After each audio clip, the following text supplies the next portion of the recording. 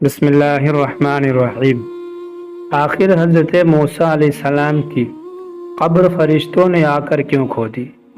حضرت موسیٰ علیہ السلام بنی اسرائیل کی طرف نبی بنا کر بھیجے گئے۔ ان کا اصل ملک فلسطین تھا۔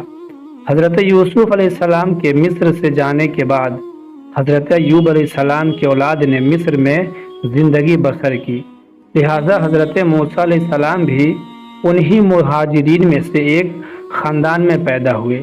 آپ کے والد کا نام عمران، ماں کا نام یعقابید، بڑے بھائی کا نام ہارون اور بہن کا نام مریم تھا۔ جب بنی اسرائیل حضرت یوسف علیہ السلام کی وجہ سے مصر میں جا کر رہنے لگے تو اللہ پاک نے انہیں بے شمار رزق اور عزت سے مالا مال کیا۔ وہ لوگ اللہ کی نعمتوں کا شکر ادا کرنے کے لیے بجائے نافرمان ہوتے چلے گئے تو اللہ تعالیٰ نے ان پر ایک ظالم حکمران فرعون کو بھیجا جو بنی اسرائیل سے مخالف تھا۔ ایک رات فرعون نے ایک خواب دیکھا کہ بیت المقدس کی طرف سے بھڑکتی ہوئی ایک آگ آ رہی ہے۔ اس آگ میں سب کچھ جلتا جا رہا ہے سوائے اسرائیلی لوگوں کے۔ تو فرعون نے اپنے مذہبی رہنماؤں کے پاس بلایا اور خواب کی تعبیر معلوم کی تو انہوں نے بتایا کہ بنی اسرائیل میں ایک لڑکا پیدا ہوگا جو آپ کی حکومت کو جڑ سے ختم کر دے گا۔ یہ بات سن کر فرعون کو اپنی سلطنت کی فکر ہونے لگی۔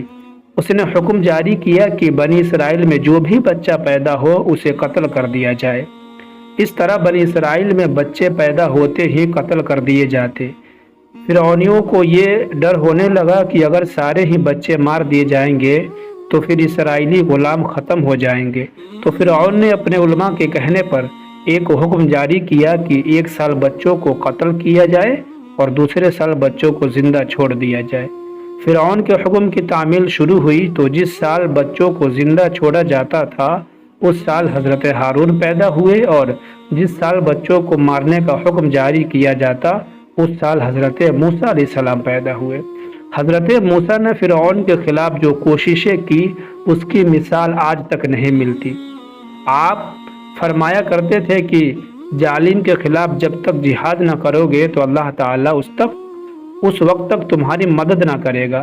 یہاں فرعون کا واقعہ بیان کرنا مقصود نہیں، یہ سبھی جانتے ہیں کہ کس طرح حضرت موسیٰ علیہ السلام نے کلمے کے حق بلند کیا اور فرعونیوں کا خاتمہ کر دیا۔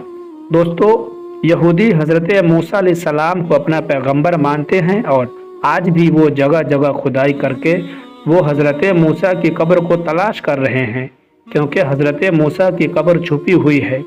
حضرت موسیٰ علیہ السلام کہاں دفن کیے گئے اس بارے میں کئی روایتیں ملتی ہے۔ ایک روایت کے مطابق حضرت موسیٰ علیہ السلام کی قبر مصر اور شام کے ایک میدان کی طرف ہے جس کو وادی سینا بھی کہا جاتا ہے۔ ایک اور روایت میں ہے کہ حضرت موسیٰ وادی سینا سے گزر رہے تھے کہ آپ نے اللہ سے دعا کی اور اپنی قوم کو بھی یہی ترغیب دی کہ مجھے بیت المقدس میں دفن کرنا۔ قصص الانبیاء میں حضرت موسیٰ علیہ السلام کی موت کا ذکر اس طرح بیان کیا جاتا ہے کہ آپ فرشتوں کے پاس سے گزر رہے تھے کہ آپ نے دیکھا کہ وہ ایک قبر کھود رہے ہیں جس سے خوشبوؤں کی لہریں باہر آ رہی ہے۔ حضرت موسیٰ نے ایسی قبر کبھی نہ دیکھی تھی۔ آپ فرشتوں کے پاس گئے اور ان سے پوچھا کہ تم یہ قبر کس کے لیے کھود رہے ہو؟ انہوں نے جواب دیا کہ یہ قبر اللہ کے ایک نیک پیغمبر کے لیے کھودی جا رہی ہے۔ اگر آپ جانتے ہو کہ آپ اللہ کے پیغمبر ہیں تو آپ اس قبر میں داخل ہو جائیں، اس میں لیٹ کر اپنے رب کی طرف لوٹ جائیں۔ حضرت موسیٰ نے فرشتوں کے بتائے ہوئے طریقے پر عمل کیا تو اسی وقت آپ اس دنیا سے پردہ فرما گئے۔ اس طرح فرشتوں نے آپ کی نماز جنازہ ادا کر کے آپ کو دفن کر دیا۔ طبری میں بیان کیا گیا ہے کہ حضرت موسیٰ علیہ السلام کی قبر بیت المقدس میں ہے۔ حضرت ابن عباس رضی اللہ عنہ سے روایت ہے کہ اللہ تعالیٰ کے پیغمبر حضرت موسیٰ علیہ السلام کی قبر کے بارے میں اللہ کے سوا کسی کو کچھ علم نہیں۔ اللہ کے آخری نبی حضرت محمد صلی اللہ علیہ وسلم نے اس قبر کے بارے میں کسی کو نہیں بتایا۔ آپ صلی اللہ علیہ وسلم کا فرمان مبارک ہے کہ اگر یہودیوں کو حضرت موسیٰ اور حضرت ہارون کی قبر کے بارے میں علم ہو جاتا تو وہ ضرور ان دونوں بھائیوں کو اپنا خدا مان لیتے۔ اسرائیلیوں کا یہ ماننا ہے کہ حضرت موسیٰ علیہ السلام کو فلسطین میں دفنایا گیا، ان کی قبر مسجد اقصی کے آس پاس ہے۔ اسی لیے یہودی فلسطین کے قبضے کے بعد سے ہی مسجد اقصی کے قریب کئی جگہوں پر کھدائی کر چکے ہیں، لیکن انہیں حضرت موسیٰ کی قبر کے بارے میں کوئی سراغ نہیں ملا۔ یہودیوں نے مسجد اقصی کے ہر طرف کھدائی کر کے دیکھ لی، لیکن انہوں نے مسجد کے بائیں طرف کبھی کھدائی نہ کی، کیونکہ ان کا کہنا ہے کہ اگر انہوں نے مسجد اقصی کے بائیں طرف کھدائی کی تو پھر پوری مسجد ان پر آ گرے گی۔ اس کے بارے میں کسی کو کچھ علم نہیں کہ حضرت موسیٰ کی قبر کہاں ہے۔ اس کے بارے میں اللہ کے سوا کوئی نہیں جانتا۔ حضرت موسیٰ علیہ السلام کی وفات کا واقعہ بھی کچھ اس طرح بھی ذکر ہے کہ حضرت ابو ہریرہ سے روایت ہے کہ جب موسیٰ علیہ السلام کی وفات کا وقت قریب آیا تو موت کا فرشتہ ان کی خدمت میں حاضر ہوا اور کہنے لگا کہ آپ اپنے رب کی طرف چلیے۔ حضرت موسیٰ نے اس کے ایک تماچا مار دیا جس سے اس کی آنکھ پھٹ گئی۔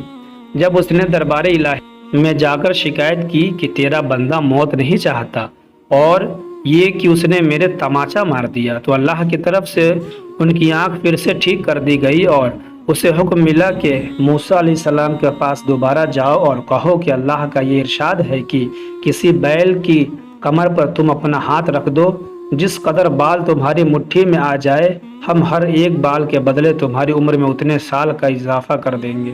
فرشتہ دوبارہ حاضر ہو کر حضرت موسیٰ علیہ السلام کو خدا تعالیٰ کا پیغام سنایا تو حضرت موسیٰ نے فرمایا کہ اس کے بعد میرا کیا انجام ہوگا؟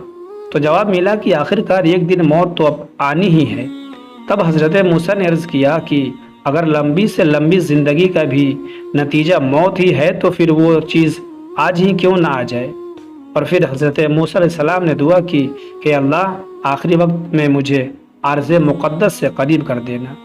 نبی کریم صلی اللہ علیہ وسلم نے ارشاد فرمایا اگر میں اس جگہ ہوتا تو تم کو حضرت موسیٰ کی قبر کا نشان دکھاتا کہ وہ سرخ ٹیلے کے قریب ایک جگہ دفن ہے۔ ایک راوی کہتے ہیں کہ اریحا بستی میں سرخ ٹیلے کے قریب ایک قبر ہے جس کو حضرت موسیٰ کی قبر بتایا جاتا ہے۔ دوسرے تاریخی کی اقوال کے مقابلے میں یہ قول صحیح ہے کہ اس لیے میدان تیہ کے سب سے قریب وادی مقدس کا علاقہ اریحا کی بستی ہے اور اسی جگہ وہ قصیب عمر مطلب لال ٹیلہ ہے جس کا ذکر حدیث میں آیا ہے۔ حضرت انس سے روایت ہے کہ رسول اللہ کا فرمان ہے کہ شب معراج میں لال ریت کے ٹیلے کے پاس حضرت موسیٰ کے قریب سے گزرا تو وہ اپنی قبر میں کھڑے نماز ادا کر رہے تھے۔